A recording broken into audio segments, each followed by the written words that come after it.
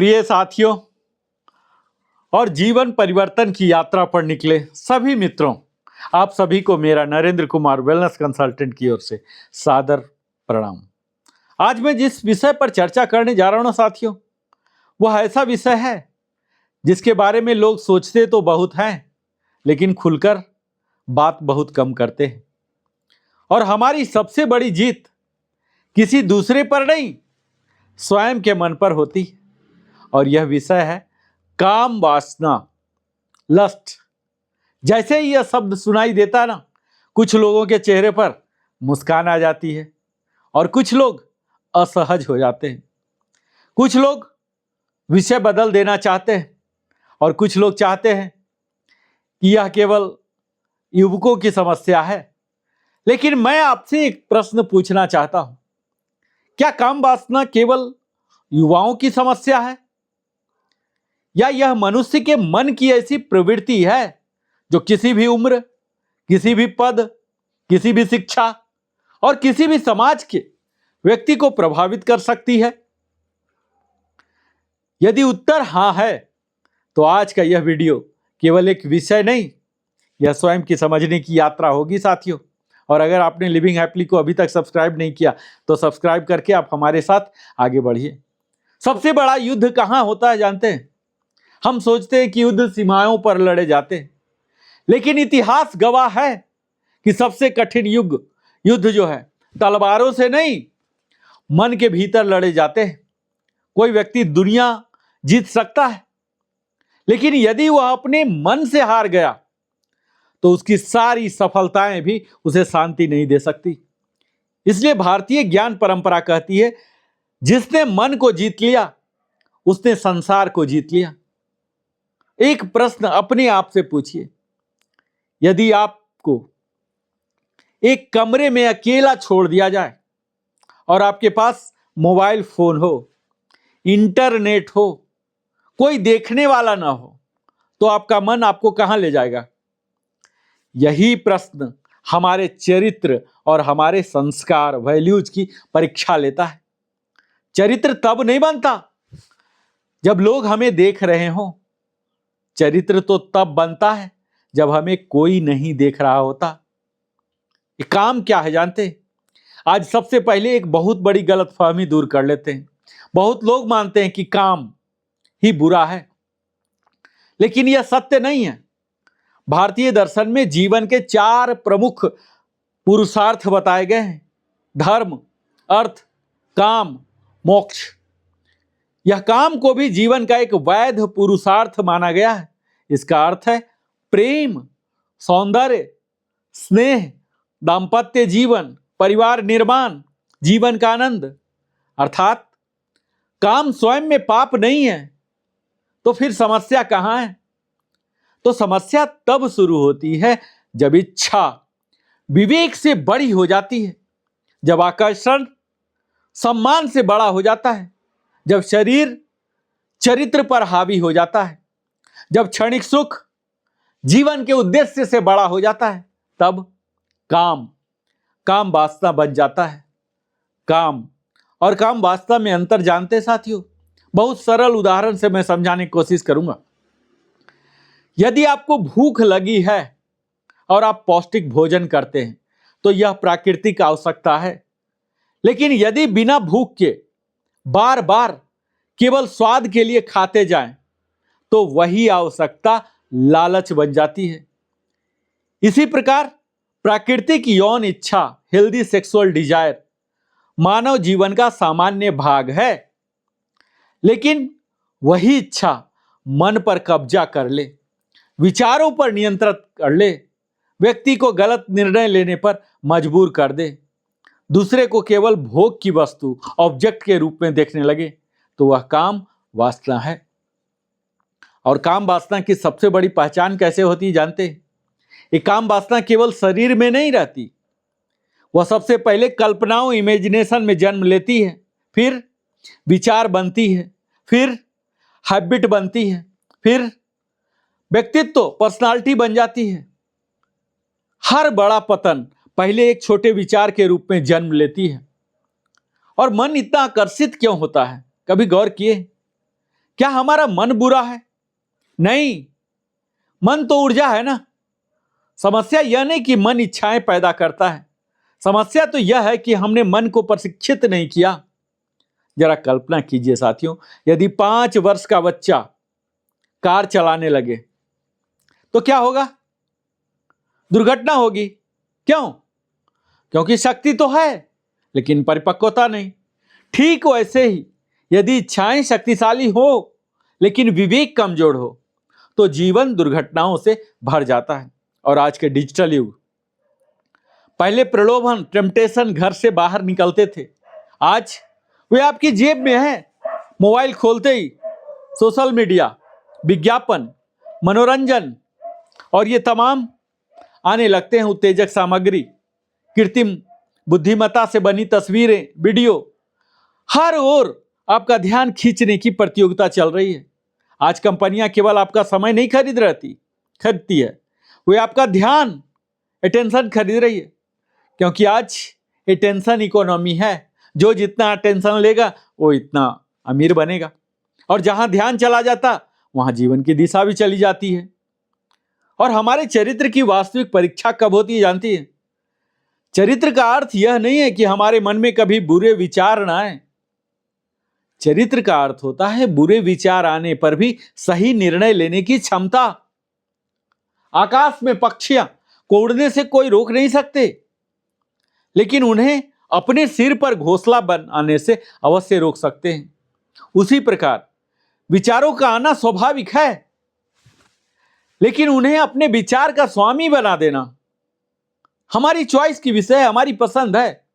और भगवत गीता में भगवान श्री कृष्ण अर्जुन से कहते हैं, ध्यायतो विषयान पुंसः संगस्तेषु पजायते संगात संजायते कामः कामात क्रोधो अभिजायते। दूसरे अध्याय के 62वां श्लोक। यानी जब मनुष्य बार बार विषयों का चिंतन करता है तो उनसे आसक्ति होती है, आसक्ति से कामना उत्पन्न होती है और कामना में बाधा आने से क्रोध जन्म लेता है। ध्यान दीजिए, गीता यह नहीं कहती कि केवल इच्छा समस्या है, वह बताती है कि समस्या की शुरुआत बार बार उसी विषय पर मन को टिकाए रखने से होती है। और यही कारण है कि जिस विचार को हम रोज भोजन देते हैं वही विचार धीरे धीरे हमारी आदत, फिर हमारा स्वभाव, हमारा चरित्र और अंततः हमारा भाग्य बन जाता है। तो आज का संदेश केवल इतना है, काम ऊर्जा है। ऊर्जा न अधिक होती है, न अच्छी होती है, न बुरी। आग से भोजन पकता भी है और वही आग घर भी जला सकती है। निर्णय आग का नहीं होता, उसके उपयोग का होता है। ठीक उसी प्रकार काम वासना का समाधान सप्रेशन नहीं बल्कि संयम, सेल्फ कंट्रोल, विवेक, विजडम और रूपांतरण, ट्रांसफॉर्मेशन है। साथियों, जो व्यक्ति अपनी इच्छाओं का दास बन जाता है ना, वह बाहरी दुनिया में चाहे कितना भी सफल क्यों ना हो, भीतर से कभी स्वतंत्र नहीं हो सकता। लेकिन जो अपनी इच्छाओं का स्वामी बन जाता वही वास्तविक विजेता कहलाता है। और जिस दिन आप अपने मस्तिष्क को समझ लेते हैं उसी दिन अपने व्यवहार को बदलने की शक्ति प्राप्त कर लेते हैं। साथियों, काम स्वयं में बुरा नहीं है, समस्या तो तब शुरू होती है जब इच्छा विवेक पर हावी हो जाती है और मनुष्य अपनी इच्छाओं का स्वामी बनने के बजाय उसका दास बन जाता है। तो अब यह प्रश्न उठता है कि यदि हम जानते हैं कि कुछ आदतें हमें नुकसान पहुंचाती है तो फिर भी बार बार वही गलती क्यों दोहराते हैं? क्या इसका कारण केवल इच्छा शक्ति, हमारी विल पावर की कमी है, या हमारे मस्तिष्क, हार्मोन्स, मनोविज्ञान में कुछ ऐसा चल रहा होता है जिसे हम समझ नहीं पाते? तो आज इसी रहस्य को हम समझते हैं। एक प्रश्न, कल्पना कीजिए यदि आपके घर में एक अत्यंत शक्तिशाली घोड़ा हो लेकिन उसके पास न लगाम हो न प्रशिक्षित सवार, तो क्या होगा? वह घोड़ा आपको मंजिल तक पहुंचाने के बजाय दुर्घटना का कारण बन सकता है। साथियों, हमारा मन भी उसी घोड़े की तरह है। ऊर्जा अपार है लेकिन दिशा आवश्यक है। और हमारा मस्तिष्क जो है ना साथियों, हमारा सबसे शक्तिशाली मित्र और सबसे बड़ा चुनौतीकर्ता भी है। हमारे शरीर का सबसे जटिल अंग है ना ये मस्तिष्क।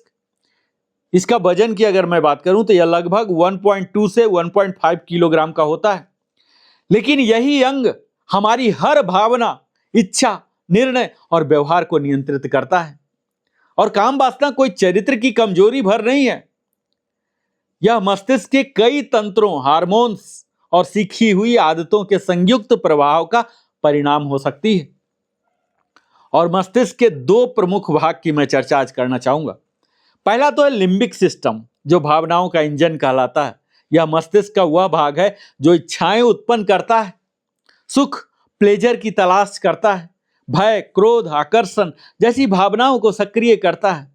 और यह तत्काल संतुष्टि, इंस्टेंट ग्रेटिफिकेशन चाहता है। इसकी भाषा क्या होती जानते हैं? अभी चाहिए। और दूसरा होता प्री फ्रंटल कॉर्टेक्स, यानी विवेक का केंद्र। यही भाग हमें सोचने, योजना बनाने, परिणामों का आकलन करने और सही निर्णय लेने में मदद करता है। यह कहता है रुकिए, पहले सोचिए इसका परिणाम क्या होगा। और हमारे जीवन की सबसे बड़ी लड़ाई क्या है जानते हैं? जब लिम्बिक सिस्टम कहता है अभी आनंद लीजिए और प्रीफ्रंटल कॉर्टेक्स कहता है थोड़ा संयम रखिए, तो वास्तविक युद्ध शुरू होता है। और यही युद्ध हर उस व्यक्ति के भीतर चलता है जो किसी आदत, आकर्षण या प्रलोभन से संघर्ष कर रहा होता है। हमने हैप्पी हार्मोन डोपामाइन की बात सुना है ना? यह सुख नहीं, अपेक्षा का रसायन है। बहुत लोग कहते हैं डोपामाइन खुशी का हार्मोन है, पर यह पूरी तरह सही नहीं है। डोपामाइन मुख्यतः हमारे मोटिवेशन और इनाम की अपेक्षा, रिवार्ड प्रिडिक्शन से जुड़ा रसायन है। और जब आपको लगता है कि कोई सुखद अनुभव मिलने वाला है तो डोपामाइन बढ़ता है। इसी कारण मोबाइल नोटिफिकेशन, सोशल मीडिया, जुआ और यौन उत्तेजना से जुड़ी सामग्री बार बार ध्यान आकर्षित करती है। मस्तिष्क सीख जाता है यह चीज मुझे अच्छा महसूस करा सकती है, और फिर वही व्यवहार दोहराने की इच्छा बढ़ती जाती है। आप जानते हैं साथियों कि आदत कैसे बनती है? तो हमारी हर आदत 4 चरणों से गुजरती है। पहला तो संकेत, दूसरी इच्छा, क्रेविंग, तीसरी प्रतिक्रिया, रिस्पॉन्स, और चौथा पुरस्कार, रिवार्ड। यदि यह चक्र बार बार दोहराया जाए ना तो हमारा मस्तिष्क उस मार्ग को मजबूत करता जाता है। इसलिए कहा जाता है हम अपनी आदतें बनाते हैं, फिर आदतें हमें बनाती हैं। आइए अब कुछ प्रमुख हार्मोनों को समझते हैं। टेस्टोस्टेरोन, यह पुरुषों में अधिक मात्रा में पाया जाता है, लेकिन महिलाओं में भी मौजूद होता है, जो कि यौन इच्छा, ऊर्जा और प्रतिस्पर्धा की भावना से जुड़ा होता है। दूसरा हार्मोन जो है इसे बोलते हैं एस्ट्रोजन। यह महिलाओं में प्रमुख हार्मोन है, जो कि भावनात्मक और शारीरिक परिवर्तनों में भूमिका निभाता है। तीसरा होता है ऑक्सीटोसिन। इसे अक्सर बॉन्डिंग हार्मोन कहा जाता है। यह हमारे विश्वास, अपनापन और भावनात्मक जुड़ाव को बढ़ाता है। और यही कारण है कि सच्चा प्रेम केवल आकर्षण नहीं बल्कि गहरा भावनात्मक संबंध भी होता है। चौथा होता है सेरोटोनिन। यह हमारे मनोदशा, मूड, संतोष और मानसिक स्थिरता से जुड़ा है। जब जीवन संतुलित होता है ना तो हम आवेगों को सामना बेहतर ढंग से कर पाते हैं। क्या आपने ध्यान दिया है कि जब लोग तनाव में होते हैं, अकेले होते हैं या उदास होते हैं तो वे अक्सर ऐसी चीजों की ओर आकर्षित होते हैं जो तुरंत राहत का भ्रम देती हैं। और यही कारण है कि कई बार समस्या काम वासना नहीं होती, समस्या होती है अकेलापन, तनाव, असफलता, आत्मसम्मान की कमी, भावनात्मक खालीपन। और यदि जड़ को नहीं समझा तो केवल व्यवहार बदलने का प्रयास लंबे समय तक सफल नहीं होता। और आज का इंटरनेट आपके समय के लिए नहीं, आपके ध्यान के प्रति स्पर्धा करता है। सोशल मीडिया प्लेटफॉर्म ऐसे डिजाइन किए गए, उनके एल्गोरिदम ऐसे है ना कि आप अधिक समय तक जुड़े रहें। तेज, बार बार मिलने वाले उत्तेजक संकेत हमारे मस्तिष्क के रिवार्ड सिस्टम को सक्रिय रखते हैं, और जिसके फलस्वरूप हमारा ध्यान भटकता है, धैर्य कम होता है, वास्तविक संबंधों में रुचि घटती है और तत्काल संतुष्टि की आदत बढ़ने लगती है। और यही कारण है कि आत्मसंयम केवल नैतिक विषय नहीं बल्कि डिजिटल अनुशासन का भी विषय है। तो आप कहेंगे कि क्या विल पावर ही पर्याप्त है? बहुत लोग सोचते हैं मैं कल से बदल जाऊंगा, लेकिन यदि वातावरण, आदतें और ट्रिगर वही रहें तो केवल इच्छा शक्ति पर निर्भर रहना कठिन हो सकता है। इसलिए परिवर्तन के 3 आधार हैं। पहला तो है सही वातावरण, दूसरा होता सही आदतें और तीसरा है सही उद्देश्य। और भागवत गीता की दृष्टि जानते हैं, मनुष्य स्वयं अपना मित्र भी बन सकता है और स्वयं अपना शत्रु भी। जब हमारा मन प्रशिक्षित होता है तो वही हमें ऊंचाइयों तक ले जाता है, और जब मन अनियंत्रित होता है तो वही हमें नीचे गिरा सकता है। और यदि आपके मन में कभी अनुचित विचार आए तो इसका अर्थ यह नहीं है कि आप बुरे व्यक्ति हैं।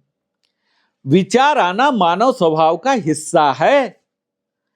यहां महत्वपूर्ण यह है कि आप किस विचार को पोषित करते हैं, किस पर अमल करते हैं और किसे जाने देते हैं। Let it go. आत्मसंयम का अर्थ भावनाओं का दमन नहीं है, बल्कि उनके प्रति सजग होकर विवेकपूर्ण निर्णय लेना है। साथियों, मस्तिष्क कैसे कार्य करता है यह हमने समझा।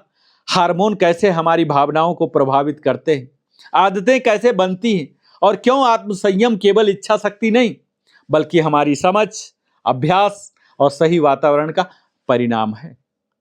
जिसने अपने मस्तिष्क की कार्य प्रणाली को समझ लिया साथियों, उसने अपने भविष्य की दिशा बदलने का पहला कदम उठा लिया। यह समझिए, इच्छाओं को मिटाना नहीं, उन्हें दिशा देना ही अध्यात्म है। अब तक हमने 2 महत्वपूर्ण बातें समझी। पहली, काम कि स्वयं में शत्रु नहीं है ना। दूसरी, काम वासना केवल नैतिक विषय नहीं बल्कि मनोविज्ञान, मस्तिष्क और आदतों से जुड़ा विषय भी है। लेकिन अब एक महत्वपूर्ण प्रश्न सामने आता है कि यदि हम अपने भीतर की इच्छाएं हमारी जो है वो स्वाभाविक हैं, तो क्या आध्यात्मिक जीवन का अर्थ इच्छाओं को समाप्त कर देना है? क्या अध्यात्म हमें जीवन से भागना सिखाता है? क्या अध्यात्म शरीर का विरोध करता है? तो साथियों, उत्तर है नहीं। भारतीय ऋषियों ने भी कभी इच्छाओं का विरोध नहीं किया। उन्होंने केवल इतना कहा, इच्छाएं आपकी सेवक बने, स्वामी नहीं। और सबसे बड़ा भ्रम जानते हैं, आज संसार में 2 प्रकार की गलतियां हो रही हैं। पहली तो कुछ लोग कहते हैं इच्छाओं को पूरी तरह दबा दो। दूसरी, कुछ लोग कहते हैं जो मन करे वही करो।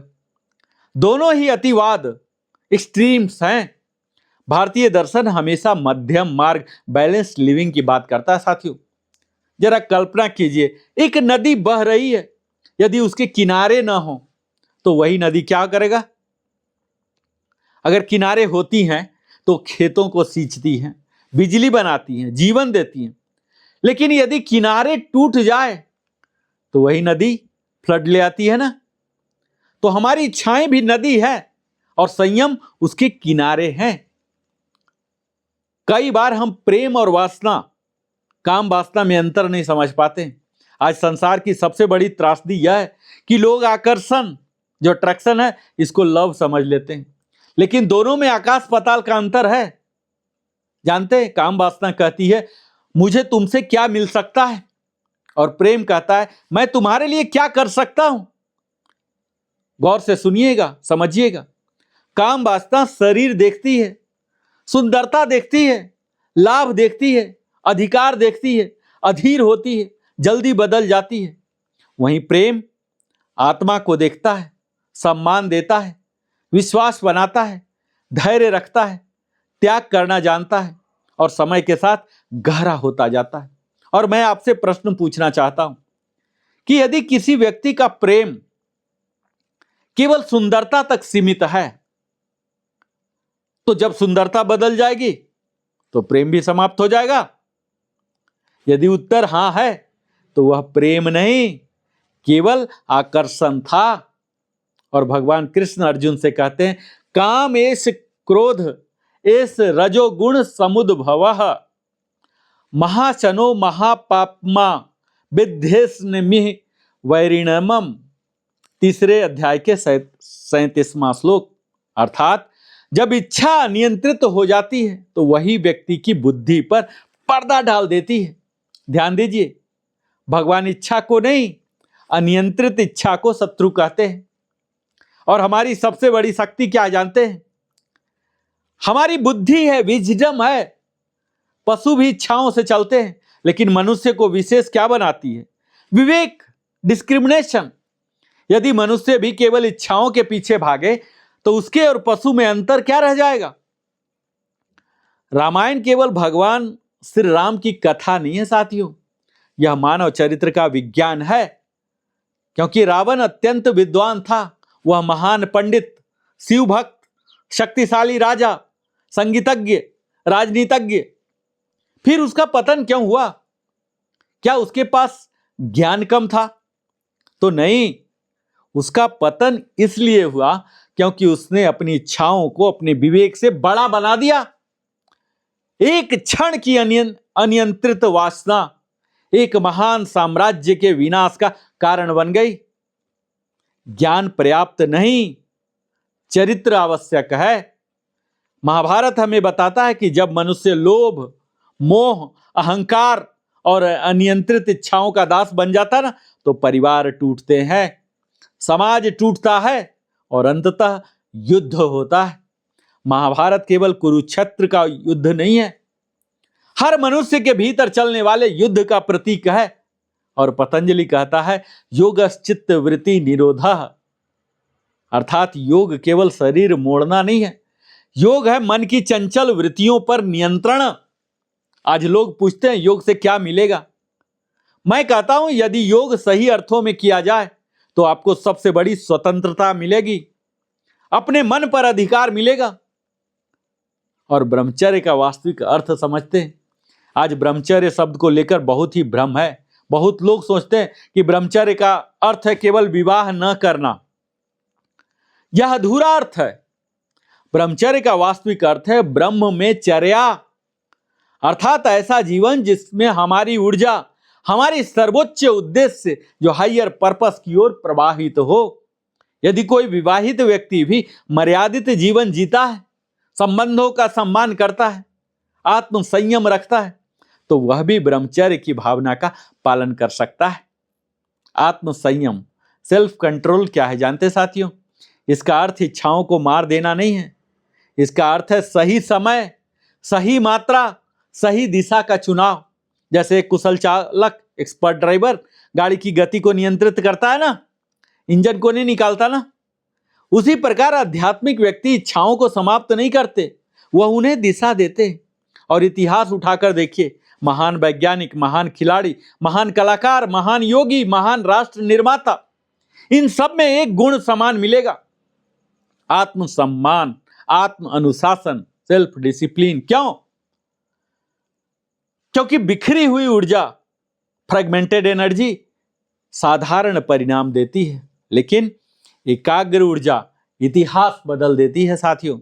तो स्वयं से 5 प्रश्न कीजिए आज।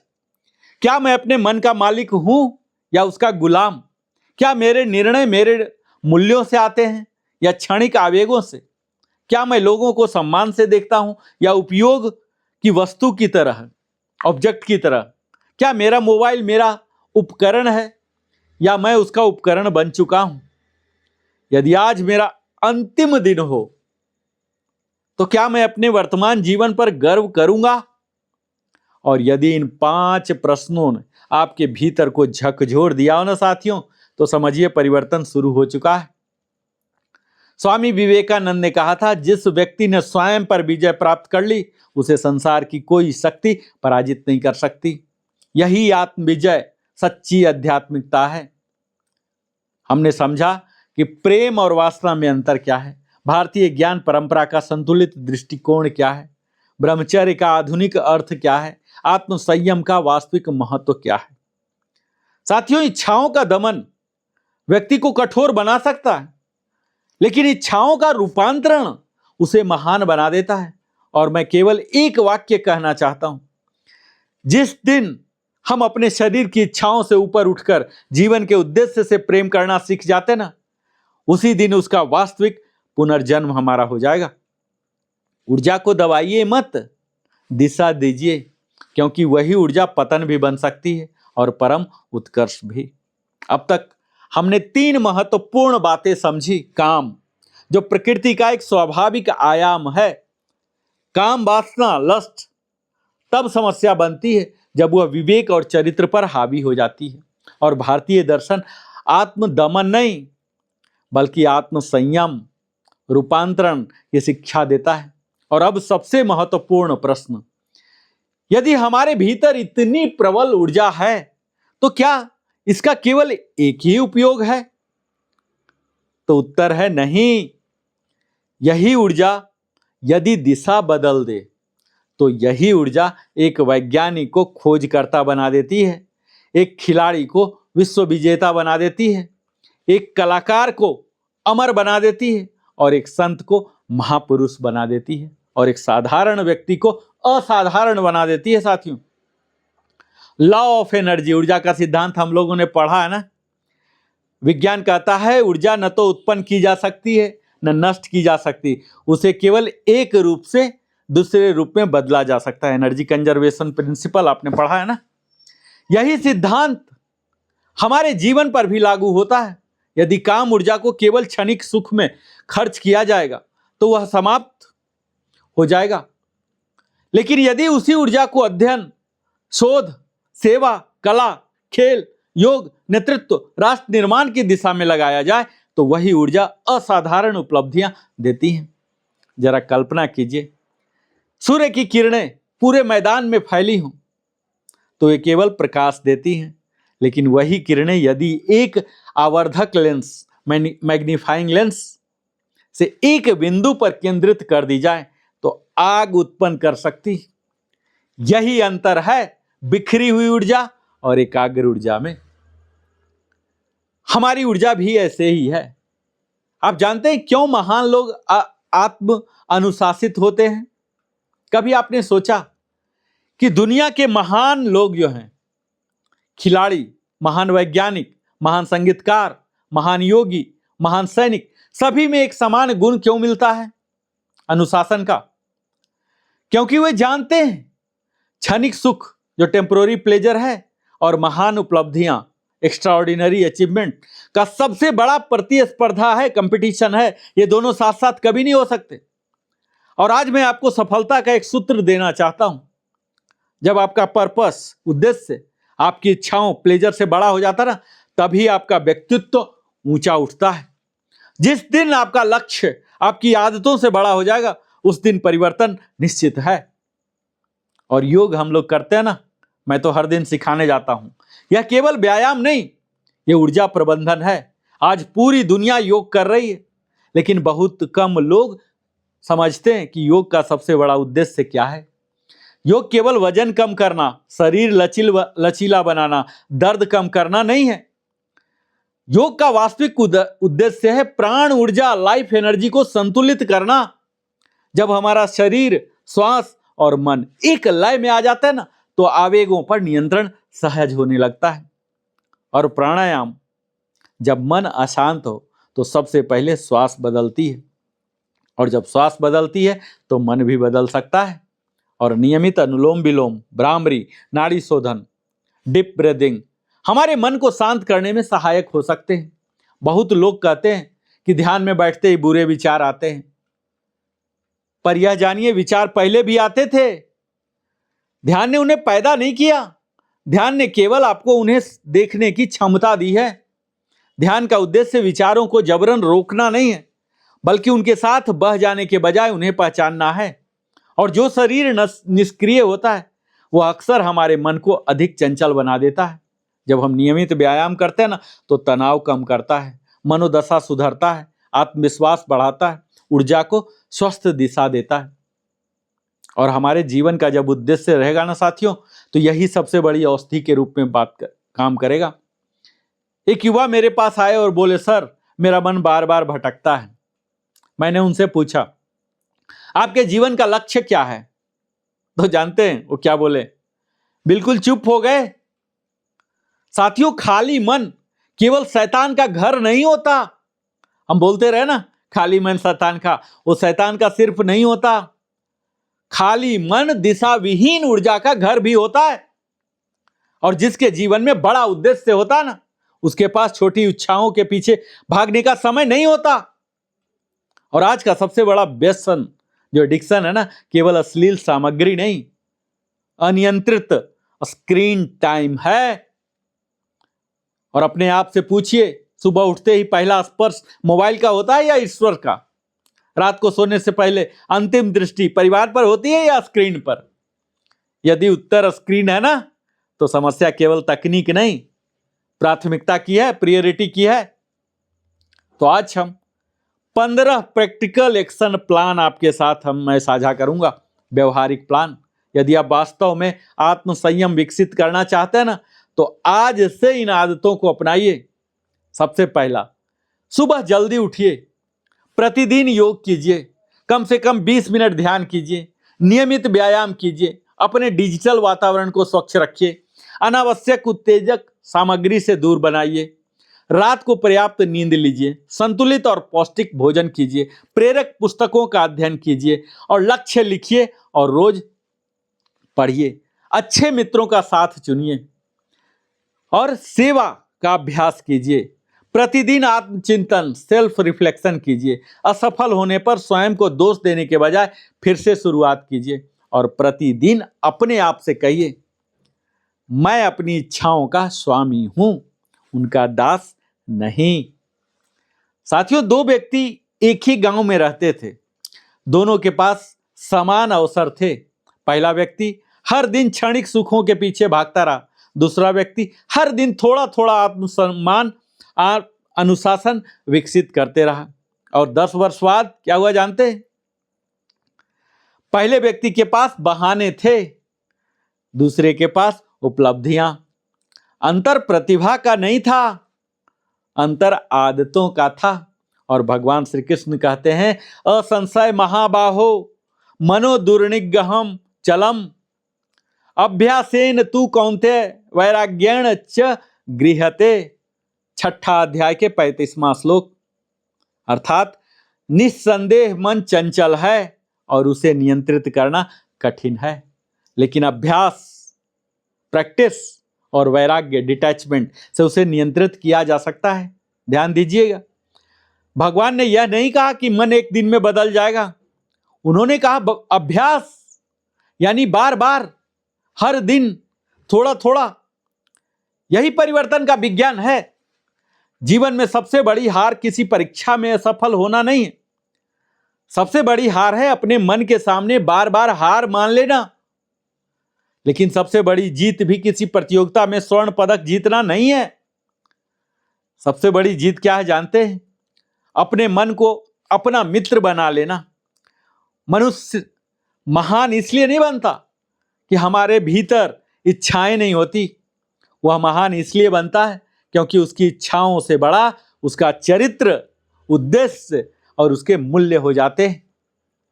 और जिसने स्वयं को जीत लिया, उसे संसार की कोई शक्ति पराजित नहीं कर सकती। आज हम इस पूरी यात्रा के अंतिम पड़ाव पर पहुंच चुके हैं साथियों। हमने काम क्या है, काम वासना क्या है, मस्तिष्क, हार्मोन, मनोविज्ञान, भारतीय आध्यात्मिकता के दृष्टिकोण, सेल्फ कंट्रोल, एनर्जी ट्रांसफॉर्मेशन, ये सब के विज्ञान को जाना। लेकिन अब जो मैं बात करने जा रहा हूं, यह सबसे महत्वपूर्ण प्रश्न है। आज के बाद हम अपने जीवन में क्या बदलेंगे? ज्ञान तभी सार्थक है जब वह व्यवहार में उतर जाए। एक युवा साधक अपने गुरु के पास गया। उसने कहा, गुरुदेव, मेरे मन में बार बार अनुचित विचार आते हैं, मैं क्या करूं?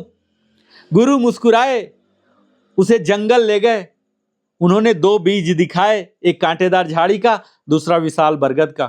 फिर पूछा, यदि दोनों बीज एक साथ बो दिए जाए तो बड़ा कौन होगा? युवक बोला, जिसे अधिक पानी मिलेगा। गुरु बोले, यही तुम्हारे मन का नियम है। जिस विचार को तुम सबसे अधिक समय, ध्यान और ऊर्जा दोगे, वही तुम्हारे व्यक्तित्व का वृक्ष बन जाएगा। साथियों, बुरे विचारों से लड़ने से अधिक महत्वपूर्ण है अच्छे विचारों को पोषित करना। 2 भेड़ियों की प्रसिद्ध कहानी आपने अवश्य सुनी होगी। एक वृद्ध व्यक्ति ने अपने पोते से कहा, हर मनुष्य के भीतर दो भेड़िए होते हैं, एक क्रोध, वासना, लोभ, ईर्ष्या, अहंकार का, और दूसरा प्रेम, करुणा, धैर्य, संयम, सेवा का। तो पोता ने पूछा, जीतता कौन है? तो वृद्ध जानते हैं क्या उत्तर दिया? जिसे तुम रोज भोजन देते हो। साथियों, आज का समाज आपको बार बार यह संदेश देता है, जो अच्छा लगे वही करो, लेकिन महान व्यक्तित्व तो हमेशा कहते हैं जो सही हो वही करो। क्षणिक सुख, टेम्पोररी प्लेजर, और अस्थाई सफलता, लास्टिंग सक्सेस, अक्सर अलग अलग रास्तों पर खड़े होते हैं। और आज जो व्यक्ति अपने मन को नियंत्रित करना सीख जाता है, वही कल नेतृत्व करता है।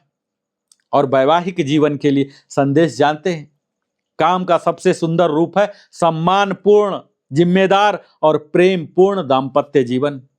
पति पत्नी का संबंध केवल शारीरिक नहीं होता, वह विश्वास, संवाद, त्याग, सहयोग, भावनात्मक निकटता और पारस्परिक सम्मान पर आधारित होता है। और जहां सम्मान समाप्त होता है ना, वहां प्रेम भी धीरे धीरे समाप्त होने लगता है।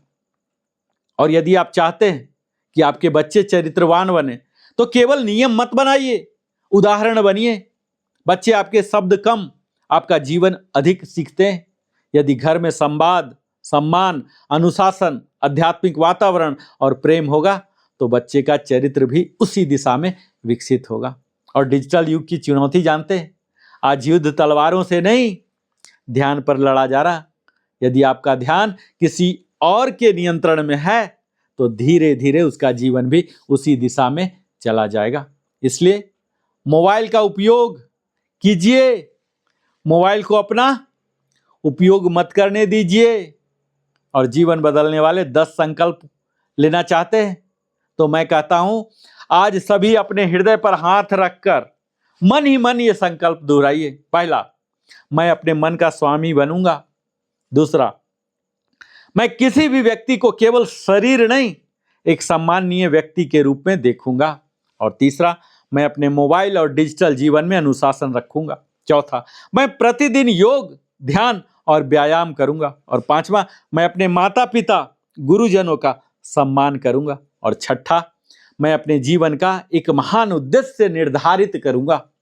और सातवां, मैं असफल होने पर भी हार नहीं मानूंगा। और आठवां, मैं अपनी ऊर्जा को सेवा, अध्ययन और सृजन में लगाऊंगा। और नौवां, मैं अपने चरित्र को अपनी सबसे बड़ी संपत्ति बनाऊंगा, एसेट मानूंगा। और 10वां और अंतिम, मैं प्रतिदिन स्वयं को कल से बेहतर बनाने का निरंतर प्रयास करूंगा। स्वामी विवेकानंद ने युवाओं से कहा था, उठिए, जागिए और तब तक मत रुकिए जब तक लक्ष्य की प्राप्ति न हो जाए। इस वाक्य का एक गहरा अर्थ यह भी है साथियों, कि लक्ष्य हमारा जितना बड़ा होगा ना, मन उतना ही छोटी इच्छाओं से मुक्त होता जाएगा। साथियों, जीवन की सबसे बड़ी त्रासदी यह नहीं है कि मन में कभी गलत विचार न आए। सबसे बड़ी त्रासदी यह है कि हम यह माने कि मैं बदल नहीं सकता। मैं पूरे विश्वास से कहता हूं, आप बदल सकते हैं, क्योंकि आदतें जन्मजात नहीं होती, वे बनाई जाती है। और जो बनाई जा सकती उसे बदला भी जा सकता है। जरा कल्पना कीजिए, एक बाज और एक मुर्गी दोनों आकाश को देख रहे हैं। मुर्गी सोचती है आकाश बहुत ऊंचा है, बाज सोचता है आकाश मेरा घर है। दोनों ने एक ही आकाश को देखा ना, लेकिन उनकी सोच अलग थी। आज मैं आपसे कहना चाहता हूं कि अपने जीवन को मुर्गी की तरह मत जिए, बाज की तरह ऊंचा उड़ने का साहस रखिए। धन खो जाए ना तो कुछ खोता है, स्वास्थ्य खो जाए तो बहुत कुछ खोता है, लेकिन यदि हमारा चरित्र खो जाए तो लगभग सब कुछ खो जाता साथियों। इसलिए सबसे बड़ी संपत्ति हमारी अपने चरित्र की रक्षा कीजिए। काम ऊर्जा है, उसे दबाइए मत, दिशा दीजिए। मन शक्ति है, उसे भटकाइए मत, प्रशिक्षित कीजिए।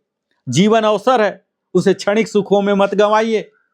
अपने भीतर के श्रेष्ठ मनुष्य को जगाइए।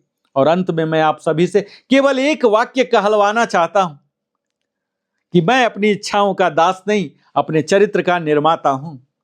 एक बार और पूरे आत्मविश्वास के साथ, मैं अपनी इच्छाओं का दास नहीं, मैं अपने चरित्र का निर्माता हूं। आप सभी का हृदय से धन्यवाद।